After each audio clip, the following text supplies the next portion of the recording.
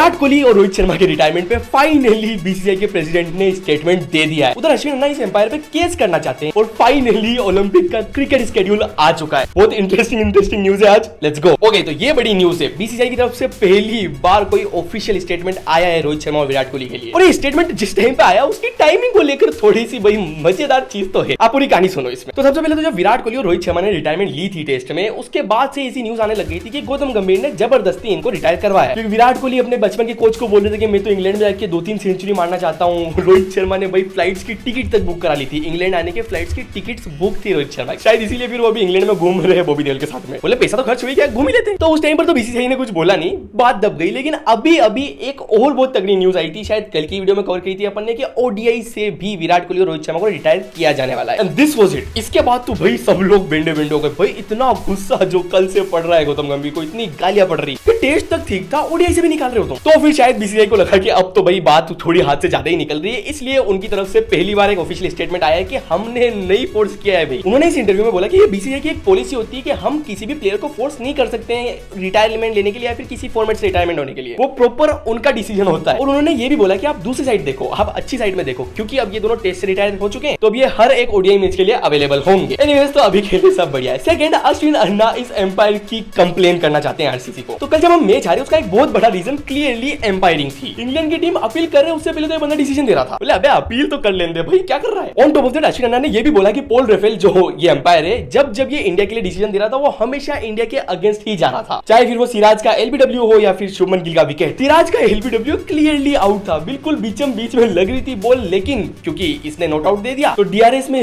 Stump पे ball लगने के बावजूद वो विकेट नहीं मिला और सिराज गुस्सा भी हो गए थे उस बात पे एम्पायर से। वही दूसरी तरफ अगर इंग्लैंड का कोई भी डिसीजन होता था तो वो बिल्कुल सही लग रहा था इनको, भले ही वो डिसीजन गलत हो। जैसे कि शुभमन गिल का विकेट, अश्विन अन्ना ने बोला कि भाई शुभमन गिल के बैट और बॉल में इतना एज था कि मेरी कार निकल जाए बीच में से, लेकिन पॉल रेफेल को लगा वो एज है तो जबरदस्ती शुभमन गिल आउट हो गए। अश्विन अन्ना ने ये भी बताया कि कल जब मैं मेरे डेट के साथ मैच देख रहा था तब मेरे डेट ने यह बात बोली थी कि जब तक ये बंदा एम्पायरिंग करता है तब तक इंडिया तो बिल्कुल भी नहीं जीत सकती, तो एक्शन लो यार भाई कोई। ओके, अब एकदम शांति से अपन बढ़ जाते हैं अपने next slow and sweet news round. First, Yash Dayal पे कोर्ट ने फाइनली फैसला सुना दिया है। उस लड़की के वकील ने कोर्ट में ये रिक्वेस्ट करी थी कि यश दयाल को अरेस्ट कर लिया जाए ताकि हम आसानी से पूछताछ कर ले, लेकिन जज ने उनकी इस रिक्वेस्ट को खारिज कर दिया है। ऑन टॉप ऑफ दैट जज ने ये भी बोल दिया कि अगर अगली डेट तक आप कोई स्ट्रॉन्ग प्रूफ नहीं दे पाओगे तो यश दयाल ये केस जीत जाएगा। नेक्स्ट, बेन स्टोक्स ने प्रेस कॉन्फ्रेंस में बताया कि आखिर क्यों वो इंडिया पे इतना ज्यादा गुस्सा कर रहे थे। उन्होंने बोला कि परसों एक ओवर में इंडिया की पूरी टीम 11 के 11 लड़के मेरे 2 लड़कों के पीछे पड़ गए थे, इसलिए फिर वो इतना गुस्सा निकल के आ रहा था। Basically if you can give it you have to take it. Next, Karun Nair को टीम से निकालने वाले